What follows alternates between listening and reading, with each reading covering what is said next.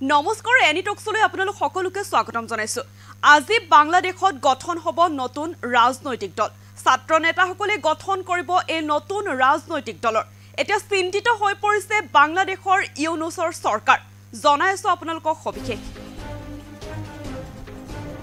আজি বাংলাদেশত নতুন ৰাজনৈতিক দল গঠন। এতিয়া চিন্তিত হৈ পৰিছে এতিয়া মোহাম্মদ ইউনুছৰ চৰকাৰ।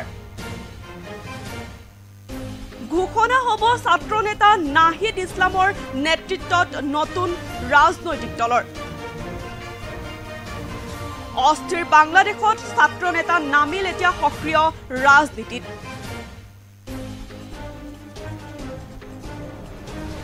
ছাত্ৰ নেতাসকলে গঠন কৰিব নতুন ৰাজনৈতিক দল। এই মুহূৰ্তত জনাইছো আপোনালোকক এতিয়া বিপদ বাঢ়িছে বাংলাদেশৰ অন্তৱৰ্তীকালীন চৰকাৰৰ মুৰব্বী মোহাম্মদ ইউনুছৰ বাবে। বিগত বৰ্ষত বাংলাদেশত হোৱা ছাত্ৰ আন্দোলনৰ পিছতে এতিয়া সকলোৱে দেখিছিলো যে বাংলাদেশৰ পৰিস্থিতি যি আচলতে ভয়ংকৰ পৰিস্থিতিৰ সৃষ্টি হৈছিলে, কেনেকৈ আচলতে ভাতৃঘাতী সংঘই জৰ্জৰিত কৰিছিল সমগ্ৰ বাংলাদেশক। দেশ জ্বলি থকাৰ মাজতে এবাৰ মোহাম্মদ ইউনুছৰ সন্মুখত এক নতুন বিপদ নামি পৰিছে। মোহাম্মদ ইউনুছৰ বিৰুদ্ধে এতিয়া বিদ্ৰোহক প্ৰতিনিধিত্ব কৰাৰ অভিযোগ, সন্ত্ৰাসবাদী কাৰ্যকলাপক উদগনি যোগোৱাৰ অভিযোগ, আচলতে যাৰ বাবে অন্তৱৰ্তীকালীন চৰকাৰ গঠনৰ মূল শক্তি ছাত্ৰ সমাজ ফালৰি কাটি আহিব বিচাৰিছিল মোহাম্মদ ইউনুছৰ চৰকাৰৰ পৰা। তাৰ আচলতে আজি বাংলাদেশত নতুনকৈ ৰাজনৈতিক দল গঠন কৰা হ'ব। চিন্তিত এতিয়া হৈ পৰিছে এতিয়া মোহাম্মদ ইউনুছৰ চৰকাৰ। ঘোষণা হ'ব ছাত্ৰ নেতা নাহিদ ইছলামৰ নেতৃত্বত নতুন ৰাজনৈতিক দল। অস্থিৰ বাংলাদেশত এতিয়া ছাত্ৰ নেতা নামিছে সক্ৰিয় ৰাজনীতিত।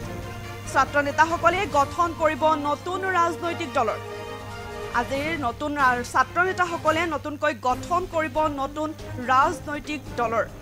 এতিয়া বিপদ বাঢ়িছে বাংলাদেশৰ অন্তৱৰ্তীকালীন চৰকাৰৰ মুৰব্বী মোহাম্মদ ইউনুছৰ বাবে। বিগত বৰ্ষত যিহেতু বাংলাদেশত হোৱা ছাত্ৰ আন্দোলনৰ পিছত সকলোৱে দেখিছিলো যে আমি বাংলাদেশৰ পৰিস্থিতি কেনেকৈ আচলতে ভাতৃঘাতী সংঘই জৰ্জৰিত কৰিছিল সমগ্ৰ বাংলাদেশক। দেশ জ্বলি থকাৰ মাজতে এইবাৰ মোহাম্মদ ইউনুছৰ সন্মুখত এক নতুন বিপদ এতিয়া নামি পৰিছে। মোহাম্মদ ইউনুছৰ বিৰুদ্ধে বিদ্ৰোহক প্ৰতিনিধিত্ব কৰাৰ অভিযোগ, সন্ত্ৰাসবাদী কাৰ্যকলাপক উদগনি যোগোৱাৰ অভিযোগ উত্থাপন হৈছে, যাৰ বাবে অন্তৱৰ্তীকালীন চৰকাৰ গঠনৰ মূল শক্তি ছাত্ৰ সমাজ ফালৰি কাটি আহিব বিচাৰিছে মোহাম্মদ ইউনুছৰ চৰকাৰৰ পৰা। তাৰ পৰিপ্ৰেক্ষিততে আজি বাংলাদেশত নতুন ৰাজনৈতিক দল গঠন কৰিছে এতিয়া ছাত্ৰ নেতাসকলে। চিন্তিত হৈ পৰিছে এতিয়া মোহাম্মদ ইউনুছৰ চৰকাৰ।